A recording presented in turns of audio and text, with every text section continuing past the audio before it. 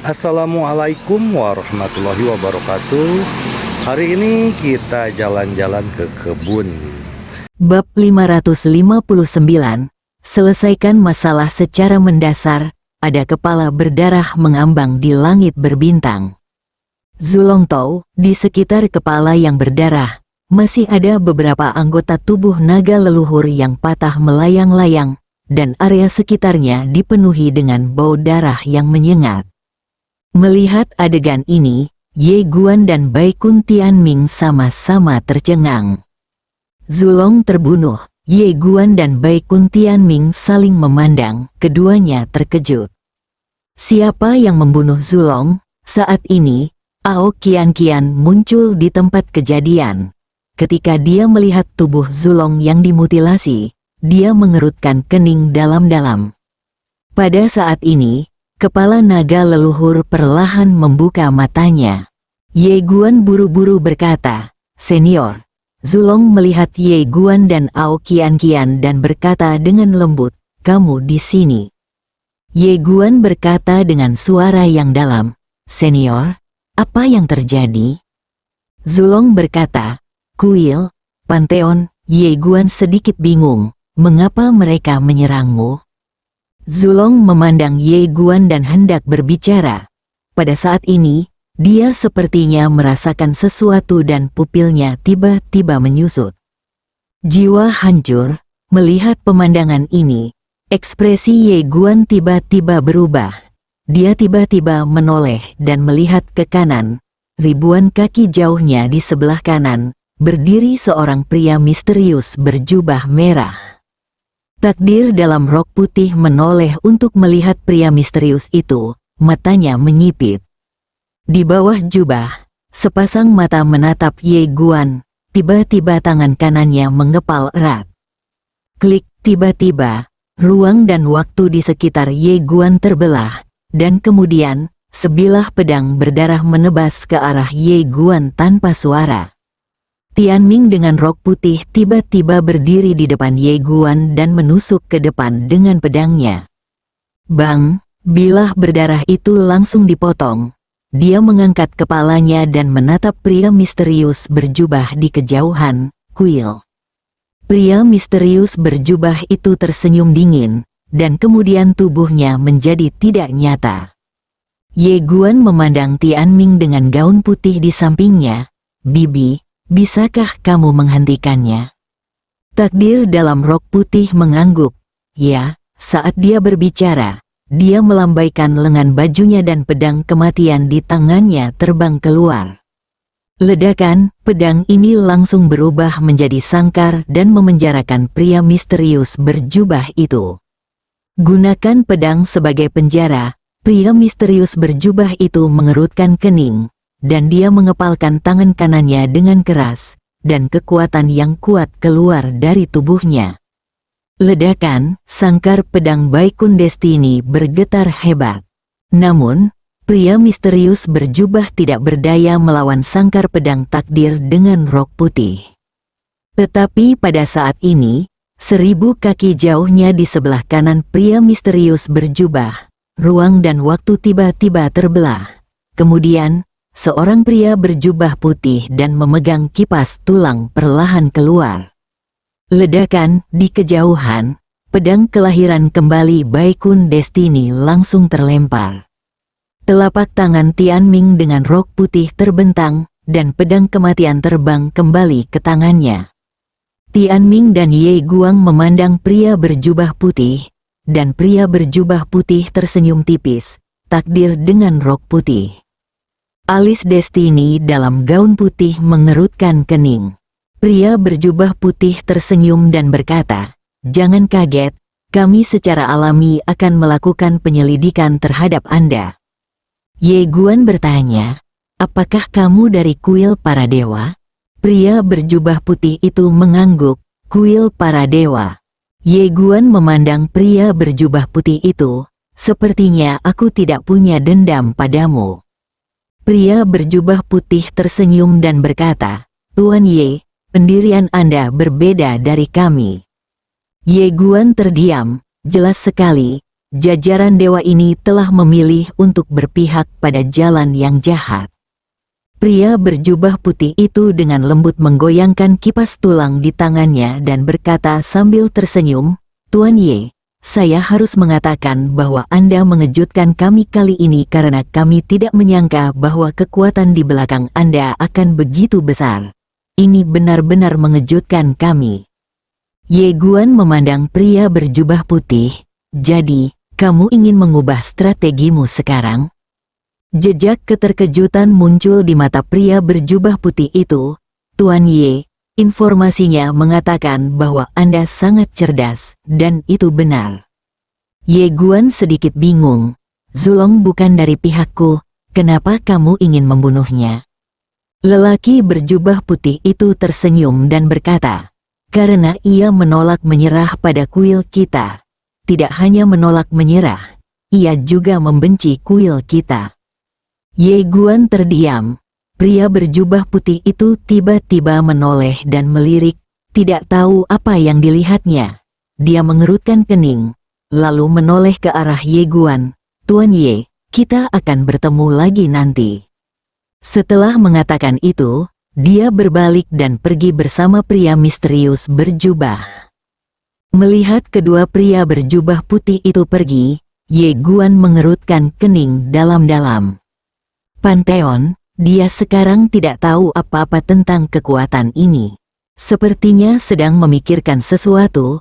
Ye Guan memandang Ao Qian Qian di sampingnya. Ao Qian Qian melihat sisa-sisa naga leluhur di depannya dengan ekspresi sedih. Ye Guan menghela nafas dengan suara rendah dan memegang erat tangan Ao Qian Qian. Zulong seperti master bagi Ao Qian Qian. Sekarang dia melihat kematian Zulong, dia tentu saja merasa tidak bahagia.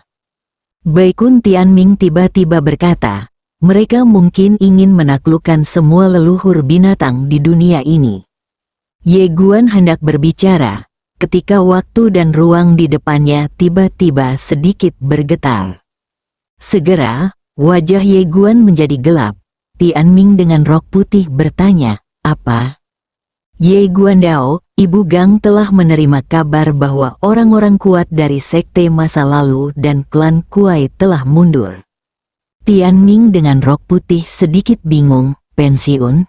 Ye Guan mengangguk, "Semua orang kuat telah mundur." Saat dia berbicara, dia menyipitkan matanya. Mereka pasti punya rencana baru.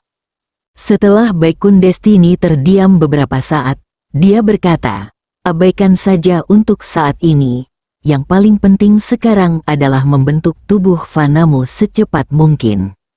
Ye Guandao, sekarang, Baikun Tianming berkata, "Saya tidak percaya bahwa kuil dapat membuat semua leluhur menyerah." Ye Guan tiba-tiba berkata, "Bisakah Arya membantuku?" Arya juga monster, dan monster yang sangat kuat." Tapi Tianming dengan rok putih menggelengkan kepalanya, "Tidak." Ye Guan bingung. "Kenapa?" Rok Bai Tianming berkata, "Garis keturunan Arya sangat mendominasi. Terlebih lagi, dia memiliki garis keturunan yang sama dengan milikmu. Jika dia memasuki tubuhmu, dia akan membantu garis keturunan gilamu mengalahkan garis keturunan Fana. Pada saat itu, jika garis keturunan Fanamu ditekan, bagaimana bentuknya? Daging?" Berbicara tentang ini, dia memandang Ye Guan. "Bisakah kamu membiarkan garis keturunan Kaisar Apimu membantu garis keturunan manusia?" Ye Guan langsung menggelengkan kepalanya. Tianming dengan rok putih bingung, "Kenapa?" Ye Guan berkata dengan suara yang dalam, "Kedua garis keturunan Kaisar yang tidak cocok satu sama lain. Setiap kali ada pertarungan antara garis keturunan gila dan garis keturunan Fana, garis keturunan Kaisar Api akan duduk di samping dan menonton dengan tenang, tidak membantu siapapun. Mungkin mereka mengira jika Kiki dan Kerang bersaing, maka nelayanlah yang diuntungkan." Harus dikatakan bahwa garis keturunan Yan Huang menjadi lebih kuat selama ini. Dia tidak tahu bagaimana hal itu menjadi lebih kuat. Baikun Tianming berkata, kalau begitu mari kita pergi ke alam monster leluhur untuk melihat apakah kita dapat menemukan beberapa monster kuat, dan kemudian menggunakan kekuatan garis keturunan mereka untuk membentuk tubuh fana Anda. Ye Guan mengangguk, oke, prioritas utama sekarang adalah membentuk tubuh fana, dan dia sangat menantikan tubuh fana ini. Baikun Destiny membawa Ye Guan langsung ke sungai waktu, dan keduanya pergi ke dunia iblis leluhur. Dalam perjalanan, Ye Guan tiba-tiba berkata, Bibi, katakan padaku, bagaimana kuil ini akan mengincarku selanjutnya? Baikun Tianming menggelengkan kepalanya, saya tidak tahu. Ye Guan terdiam, intuisinya memberitahunya bahwa jajaran dewa ini mungkin akan melakukan sesuatu yang besar selanjutnya. Dunia para dewa. Alam para dewa terletak di ujung masa lalu di sungai panjang waktu yang diketahui. Di alam para dewa ini, terdapat puluhan ribu dunia, besar dan kecil. Di sini, tampaknya merupakan alam semesta yang independen. Alam semesta ini sangatlah istimewa, karena pada masa itu para dewa secara paksa memisahkan dunia ini dari sungai waktu yang panjang. Dengan kata lain, ia bukan milik masa lalu, ia selalu milik masa kini. Pantheon, di depan kuil, banyak orang beriman datang untuk berlutut dan berdoa setiap hari. Para dewa di sini bukanlah tongkat ajaib atau hiasan. Selama Anda berada di dalam hati, mereka mungkin menanggapi permintaan Anda. Oleh karena itu, banyak sekali orang yang datang untuk berlutut dan berdoa di depan kuil setiap hari. Alun-alun di depan kuil Dewata mampu menampung jutaan orang. Itu penuh sesak setiap hari, setidaknya ada puluhan juta cabang candi yang mirip dengan doa semacam ini di dunia para dewa. Di ruang utama candi terdapat 5 buah arca dewa, 4 arca laki-laki dan 1 arca perempuan. Patung-patung tersebut megah dan khusyuk sehingga membuat orang tidak berani memandangnya secara langsung. Di kuil, ada seorang lelaki tua berjubah dewa sedang duduk. Lelaki tua itu memegang tongkat dan sedang membaca kitab dewa. Pada saat ini, seorang pria paruh baya berjubah putih perlahan masuk.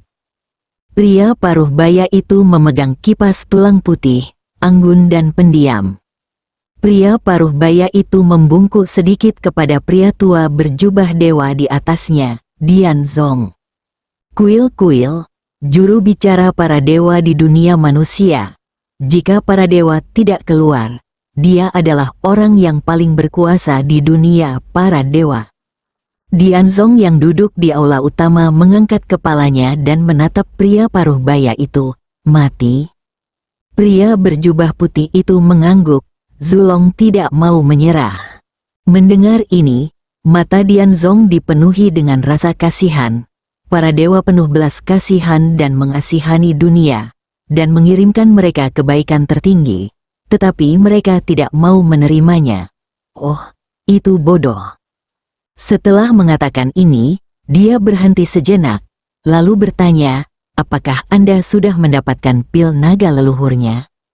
Pria paruh baya itu mengangguk sedikit, membuka telapak tangannya, dan ramuan dalam seukuran kepalan tangan perlahan melayang di depan Dian Zong. Dian Zong memandang Neidan di depannya. Matanya masih penuh dengan kebaikan dan kasih sayang. Uskup Yuan, Anda tahu bahwa saya bersedia membiarkan dia masuk ke pelukan Tuhan. Saya tidak punya niat untuk membunuhnya. Uskup Yuan tiba-tiba berkata, saya bertemu Ye Guan. Dian Zong memandang Uskup Yuan dan bertanya, bagaimana kabarnya? Uskup Yuan berkata, bahkan di alam semesta para dewa kita, generasi muda tidak terkalahkan. Dian Zong buru-buru berkata, orang jenius seperti itu harus diizinkan pindah ke kuil kita dan menerima perlindungan para dewa. Biarkan Ye Guan bergabung dengan jajaran dewa. Uskup Yuan melirik ke arah Dian Zong, lalu berkata, saya khawatir ini mungkin sulit. Dian Zong menghela nafas dengan suara pelan, Dunia ini cuek, kita masih harus bekerja keras untuk mendidik dunia, agar orang-orang bisa masuk ke kuil kita secepatnya dan mendapat perlindungan para dewa. Uskup Yuan berkata dengan serius, Tuan Dianzong, alasan mengapa sekte masa lalu berulang kali gagal adalah karena mereka menargetkan orang yang salah. Kita tidak boleh menargetkan Ye Guan ini. Alasan mengapa Ye Guan ini begitu percaya diri adalah karena sedikit orang di belakangnya. Dia, sebagai seorang penggarap pedang yang kuat, para penggarap pedang itu abadi, dan Ye Guan tidak akan pernah mati. Oleh karena itu, saran saya adalah untuk langsung menargetkan para penggarap pedang di belakang Ye Guan. Setelah mengatakan ini, dia melihat ke arah Dianzong dan menggoyangkan kipas gioknya dengan ringan. Bunuh pencurinya dulu, bunuh rajanya dulu. Langsung luncurkan pertempuran dewa melawan para pembudidaya pedang itu, musnahkan mereka dalam satu gerakan, dan selesaikan masalah secara mendasar. Bab 560. Singkirkan Ye Xuan dulu, luncurkan perang ilahi. Setelah mendengar perkataan Uskup Yuan, kebaikan dan kasih sayang di wajah Dianzong tiba-tiba berubah menjadi serius. Perang Tuhan, dalam sejarah Pantheon, hanya ada dua perang dewa. Sekali melawan bidah, suatu saat melawan pemimpin sekte masa lalu. Yang lebih tragis lagi adalah tidak satu pun dari dua pertempuran ilahi tersebut yang dimenangkan. Uskup Yuan melanjutkan, saya telah menyelidiki Ye Guan dan orang-orang di belakangnya dengan cermat. Setiap kali orang ini menghadapi bahaya di alam semesta Guangxuan, pada akhirnya dia mampu mengubah bahaya menjadi keselamatan. Alasan utamanya adalah dia memiliki pelindung, dan pelindung ini bukan hanya pemilik Dadao Pen, dan ada seorang wanita dengan rok polos. Setelah mengatakan ini, dia berhenti sejenak dan kemudian melanjutkan, oleh karena itu, tidak masuk akal bagi kami untuk menargetkan Ye Guan, karena bahkan tanpa Ye Guan, mereka dapat mengolah Ye Guan berikutnya. Membunuh Ye Guan mengobati gejalanya tetapi bukan akar masalahnya. Oleh karena itu, beberapa orang di belakang Ye Guan adalah kuncinya. Selama mereka tersingkir, Ye Guan akan menghancurkan mereka dengan menjentikkan jarinya. Dianzong tetap diam. Uskup Yuan ingin mengatakan sesuatu yang lain. Tetapi Dianzong tiba-tiba berkata, apa yang dikatakan oleh ketua sekte masa lalu? Uskup Yuan berkata, dia memberi kami wewenang penuh untuk menanganinya. Dianzong mengerutkan kening, di mana dia sekarang? Uskup Yuan menggelengkan kepalanya, saya tidak tahu. Dianzong terdiam, meluncurkan perang ilahi bukanlah masalah kecil. Uskup Yuan melanjutkan, Tuan Dianzong, jika kami tidak menyingkirkan pendukung di belakangnya, kami akan menjadi seperti sekte masa lalu sebelumnya. Kami tidak hanya tidak dapat membunuhnya, tetapi kami juga akan membuatnya lebih kuat dan semakin kuat. Seiring berjalannya waktu, kekuatan Ye Guan bisa dikatakan telah meningkat pesat. Meskipun dia tidak menjadi perhatian sekarang, jika dia terus berkembang seperti ini, maka semua dewa harus memperhatikannya.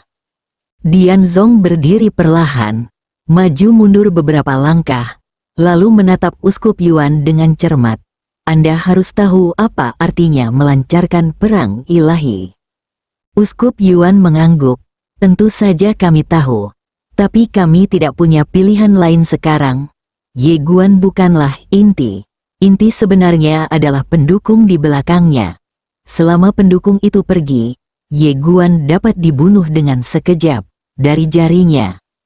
Setelah merenung dalam waktu yang lama, Dianzong menghela nafas dengan suara rendah. Lupakan saja. Mari kita luncurkan perang ilahi lagi demi semua makhluk hidup. Uskup Yuan segera berkata, singkirkan Ye Xuan dulu. Uskup Yuan sedikit mengernyit.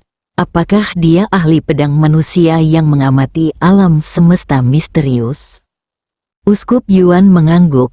Karena sejauh yang saya tahu, ahli pedang manusia dan saudara perempuannya, wanita dengan rok polos, telah bereinkarnasi dan dilahirkan kembali. Karena mereka telah bereinkarnasi, tentu saja yang terbaik adalah membunuh mereka. Oleh karena itu, kita harus menyingkirkan kedua orang ini terlebih dahulu. Dian Zong bertanya, di mana mereka bereinkarnasi? Uskup Yuan berkata, masih memeriksa. Setelah terdiam beberapa saat, Dian Zong berkata, karena kita ingin menyingkirkan orang di belakang Ye Guan, kita juga harus memeriksa sisanya. Uskup Yuan mengangguk. Tentu saja, Dian Zong melirik Uskup Yuan, dan kemudian bertanya, apakah pemimpin sekte sebelumnya mengatakan sesuatu ketika dia pergi?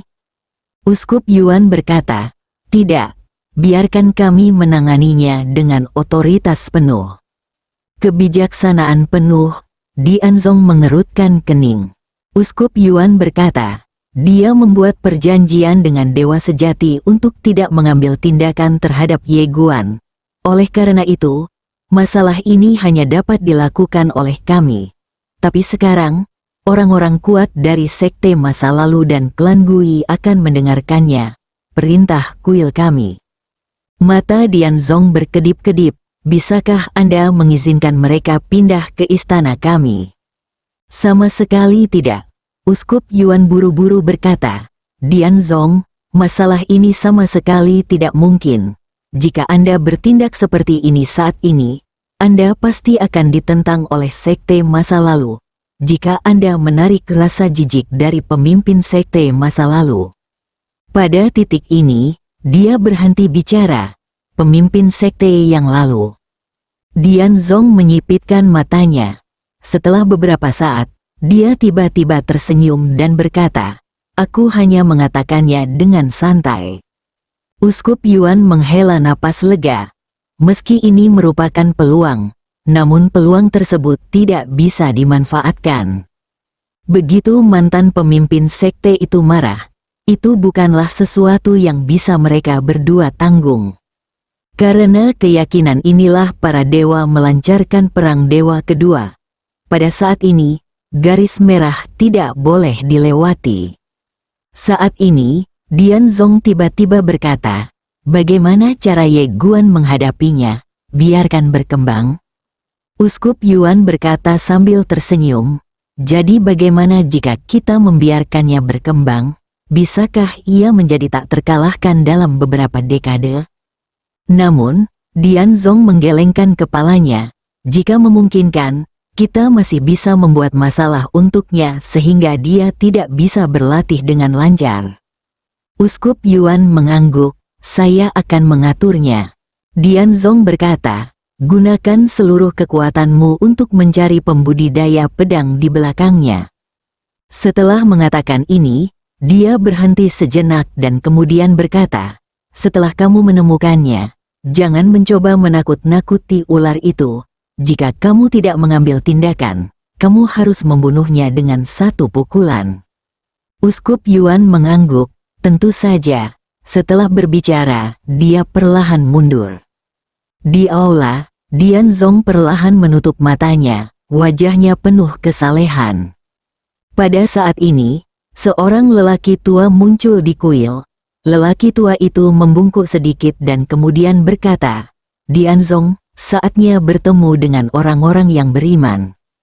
Dian Zong mengangguk, berdiri perlahan, lalu berjalan keluar aula.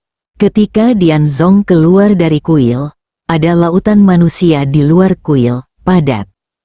Ketika mereka melihat Dian Zong, banyak orang percaya dengan cepat berlutut dan menyembah.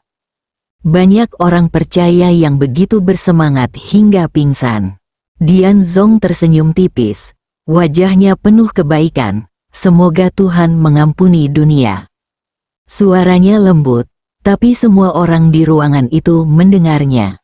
Akibatnya, tak terhitung banyaknya orang beriman yang meneriakkan, semoga Tuhan mengampuni dunia. Sisi lain, alam Xuan Huang, Nalanjia tidak kembali ke Guangxuan, tetapi mengikuti Qin Guan. Selain menangani urusan pemerintahan setiap hari, Qin Guan mengajak Nalanjia mengenal Time Pavilion yang ia dirikan. Pada hari ini, ibu mertua dan menantu perempuan sedang berjalan perlahan di taman. Qin Guan memandang Nalanjia dan berkata, "Xiao Jia, apakah kamu sudah mengetahui semua departemen utama di Time Pavilion?" Nalanjia mengangguk. "Ya." Melihat ekspresi suram Nalanjia, Qin Guan berkata dengan lembut, "Apakah kamu tidak bahagia?" Nalanjia dengan cepat menggelengkan kepalanya. Qin Guan berinisiatif untuk memegang tangannya dan berkata, "Apakah kamu merindukan Xiao Guan?" Nalanjia mengangguk. "Ya." Qin Guan tersenyum dan berkata, "Jangan khawatir tentang dia. Dia akan baik-baik saja." Nalanjia berkata dengan lembut, "Saya tidak ingin mengambil alih Time Pavilion lagi." Qin memandang Nalanjia, yang berkata, "Saya ingin berlatih dan kemudian bertarung bersamanya." Qin Guan tersenyum tipis. "Saya mengerti maksud Anda, Xiao Jia. Apakah itu Guangxuan Universe, Pavilion Xiambao, atau Pavilion waktu ini? Kami hanya dapat menyerahkannya kepada Anda dan Xiao Guan." Nalanjia bingung. "Kenapa?" Qin Guan berkata dengan lembut, "Anda harus tahu bahwa Xiao Guan akan membuat tatanan baru di masa depan. Perintah ini, dan perintah ini, hanya dapat berada di tangan rakyat kita sendiri, jika itu adalah orang lain." Saat dia mengatakan itu, dia menggelengkan kepalanya dan tersenyum. "Orang-orang itu egois, begitu juga kita. Jika orang lain ingin menekan klan yang kita dengan perintah, menurut Anda apakah kami akan setuju?" Naranja terdiam. Qin Guan tersenyum dan berkata, "Sebenarnya, yang tidak kamu ketahui adalah bahwa 3 pedang. Oh tidak. Sekarang seharusnya menjadi 5 pedang. Jauh di lubuk hati mereka. Mereka tidak menginginkan ketertiban." Nalanjia tertegun. "Ini," Qin Guan berkata dengan lembut, "mereka memiliki hampir semua keilahian, dan semua makhluk hidup ada di mata mereka." Berbicara tentang ini, dia menggelengkan kepalanya, dan kemudian melanjutkan, "Ketertiban adalah belenggu yang membelenggu semua petapa. Menurut mereka, ini juga tidak pantas. Tetapi mereka juga tahu betul bahwa di dunia ini pasti ada tanpa keteraturan. Alam semesta ini tidak akan bertahan lama. Bagaimanapun juga, sumber daya alam semesta tidak terbatas." Nalanjia berkata, "Mereka berharap Xiao Guan akan membuat tatanan ini." Qin Guan mengangguk. "Ya." Nalanjia bingung, "Kenapa Xiao Guan?" Qin Guan tersenyum dan berkata, "Pertama, Xiao Guan adalah salah satu dari kita. Kedua, Xiao Guan akan mendapat dukungan dari seluruh klan Yang. Dengan dukungan kakeknya, dia bisa mendapatkan dukungan dari penggarap pedang Xiao Yao. Kedua, dia adalah temanku. Putra Xiao Xuanzi bisa mendapatkan dukungan dari kami berdua. Dan dengan dukungan Xiao Xuanzi, dia bisa mendapatkan dukungan dari beberapa dewa besar." Berbicara tentang ini, dia tersenyum dan kemudian berkata, "Yang paling penting adalah dia sekarang mendapat dukungan dari guru kuas Dao dan dewa sejati. Dukungan dari orang-orang ini sangat diperlukan. Membangun tatanan baru bukanlah tentang membangun tatanan baru. Ketertiban, ini bukan tentang berapa banyak musuh yang Anda miliki, tetapi berapa banyak teman yang Anda miliki." Nalanjia berkata dengan lembut, dia sangat lelah. Setelah keluar dari kota kuno, dia dibebani dengan berbagai tanggung jawab dan hampir tidak bisa bernapas. Qin Guan mengangguk. "Saya tahu." Saat dia mengatakan itu, dia menarik Nalanjia dan berjalan pergi. "Awalnya, saya hanya ingin dia hidup bahagia. Tetapi kemudian saya menemukan bahwa sebagai anggota suku yang hidupnya tidak bisa biasa-biasa saja, dia tidak akan rela menjadi biasa-biasa saja, dan cepat atau lambat dia akan mengambil jalan transendensi." Nalanjia menghela nafas dengan suara rendah dan tidak berkata apa-apa. Dia tahu bahwa temperamen Ye Guan pasti tidak ingin menjadi orang biasa. Tanpa klan Yang, dia pasti akan memulai jalan yang tak terkalahkan. Tapi tanpa bantuan klan Yang, dia mungkin berjalan lebih lambat. Qin Guan melanjutkan, setelah kehidupan ini, nasib keluarga Yang akan berakhir. Nalanjia memandang Qin Guan, bagaimana nasib keluarga Yang? Qin Guan mengangguk. Kakeknya menjalani kehidupan yang menyedihkan, dan ayahnya juga menjalani kehidupan yang menyedihkan di masa-masa awal. Adapun Xiao Guan, setelah mengatakan ini, dia menggelengkan kepalanya, lalu menatap Nalanja. Ayo kita punya bayi secepatnya. Mendengar hal tersebut, wajah Nalanja langsung memerah. Apalagi mengingat kejadian terakhir kali. Wajahnya semakin merah seperti awan membara. Qin Guan tersenyum, lalu berkata, saya tahu Anda ingin membantunya, tetapi Anda mungkin tidak dapat mengejarnya dalam seni bela diri. Tetapi Anda dapat membantunya dalam aspek lain, seperti membangun kekuatan yang kuat. Dia pasti tidak punya waktu untuk mengurus kekuatan ini di keluarga yang kami. Hanya Anda yang bisa melakukan ini. Mengerti? Klan Yang, baik itu generasi pertama keluarga Yang atau generasi kedua, sebenarnya perempuanlah yang bertanggung jawab atas kekuasaan keluarga Yang. Nalanjia sedikit mengangguk, saya mengerti, Qin Guandao, ayo pergi dan mengajakmu bertemu bibisu dari klan Yang.